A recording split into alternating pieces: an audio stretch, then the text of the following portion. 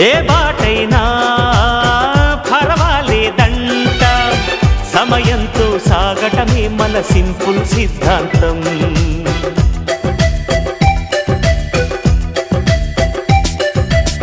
చిరుగాలికి పరిమళమిచ్చే సిరిమల్లెల వనమై ఉందాం, గగనాన్ని నేలను కలిపే హరివిల్లుల బంతెన అవుదాం.